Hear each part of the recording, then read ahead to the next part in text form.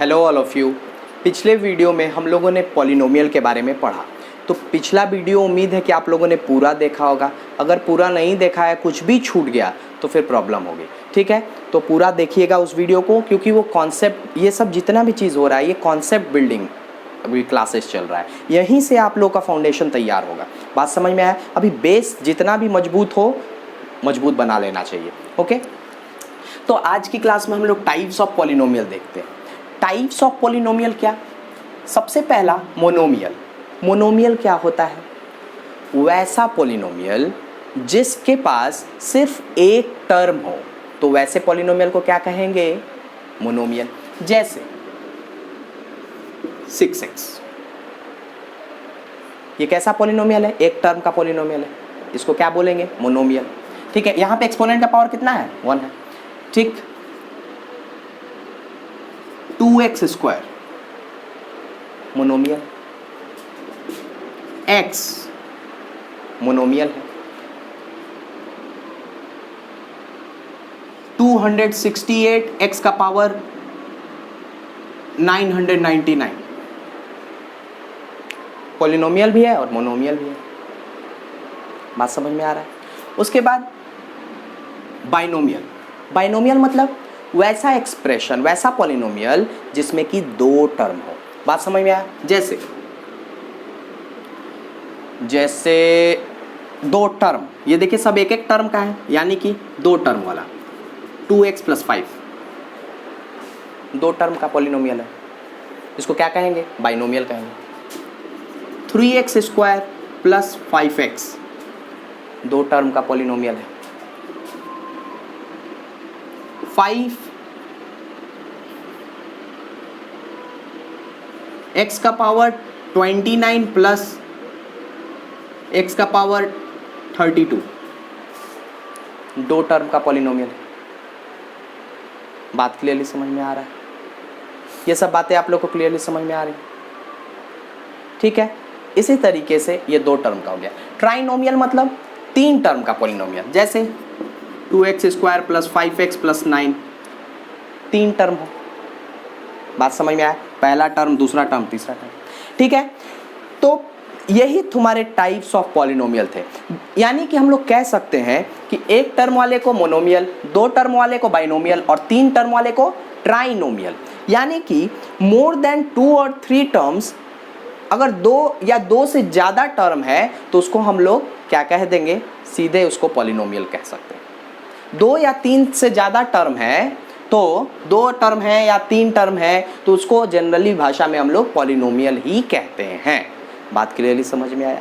ठीक है, अगर कहीं ट्राइनोमियल और बाइनोमियल यूज़ किया है, मोनोमियल यूज़ किया है, तो आप लोग को देख लेना है। ठीक है, ये समझाने के लिए बस मैं टाइप्स बताया आज। ओके, नेक्स्ट आज हम लोग एक और चीज़ पढ़ेंगे, वो है डिग्री। डिग्री क्या होता है? What is degree?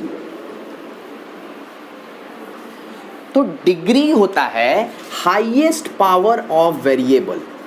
डिग्री क्या होता है? Highest power of variable. यानी वेरिएबल का जो सबसे हाईएस्ट पावर होगा, वही जो होगा पॉलिनोमियल की क्या होगी? डिग्री होगी। जैसे सपोज मैं एक पॉलिनोमियल ऑफ y लिखता हूं, पॉलिनोमियल ऑफ y लिख रहा हूं, क्या लिखूंगा? 9x5 + 9x³ + 9x + 2 polynomial of x लिखा हूं, बस sorry, polynomial of, oh my god, गलती हो गया, y।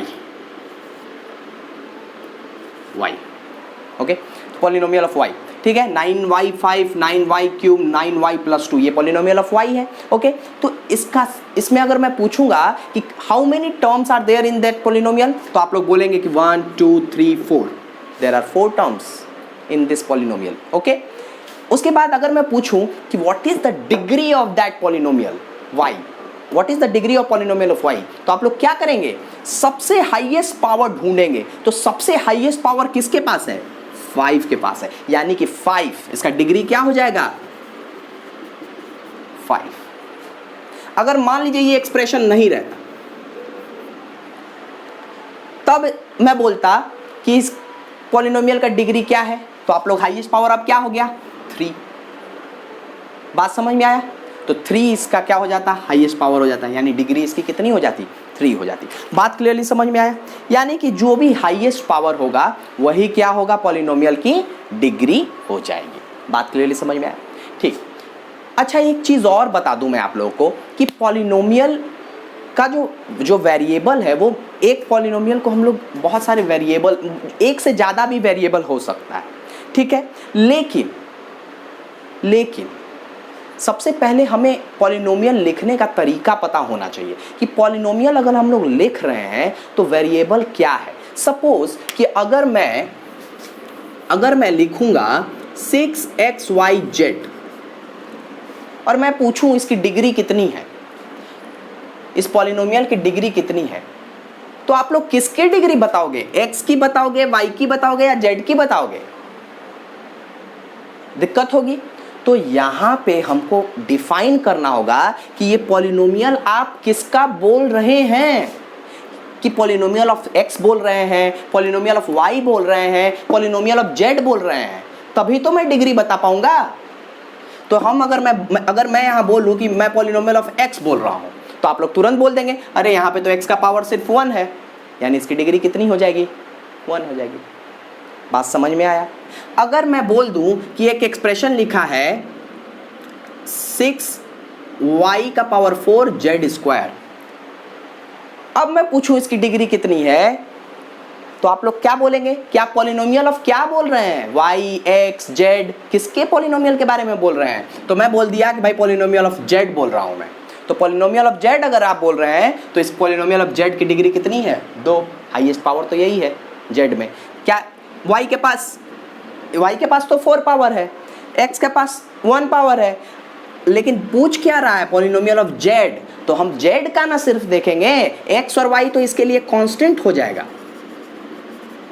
ये सब 6xy ये सब सारा टर्म क्या बन जाएगा, कांस्टेंट हो जाएगा। यानी कि हम किसी भी पॉलिनोमियल के बारे में अगर बात करेंगे तो वही पॉलिनोमियल का सिर्फ वेरिएबल होगा। जैसे कि हमने पॉलिनोमियल ऑफ z के बारे में बात किया तो सिर्फ z ही वेरिएबल कहलाएगा, बाकी टर्म कांस्टेंट हो जाएंगे। ये बात क्लियरली समझ में आया? अच्छे से समझें इस चीज को, ठीक? ये बात अच्छे से समझ लिए, ठीक है। तो अभी तक हम लोगों ने क्या क्या सीखा, पॉलिनोमियल सीखा, उसके बाद क्या सीखा, टर्म्स सीखे, टर्म्स के बाद क्या सीखा, types of polynomial, monomial, binomial, trinomial, और ज़्यादा अगर होगा तो सबको क्या कहते हैं हम लोग, पॉलिनोमियल ही कहते हैं, ठीक है। उसके बाद हमने क्या पढ़ा, डिग्री, ठीक है। डिग्री क्या होता है, हाईएस्ट पावर ऑफ वेरिएबल। बात समझ में आ रहा है? उसके बाद हमने क्या पढ़ा, अभी तक तो डिग्री ही पढ़ा है, ठीक है। उसके बाद हमने ये सारी चीज़ें पढ़ी कि हमें पॉलिनोमियल का वेरिएबल डिफाइन होना चाहिए, ओके। ये बात इतनी समझ में आई, ठीक है। नेक्स्ट क्लास में हम लोग पढ़ेंगे classification of polynomial based on degree. Degree के बेसिस पे हम लोग अब पॉलिनोमियल को क्लासिफाई करेंगे, डिग्री के बेसिस पे, ओके, ठीक है। Thank you all of you.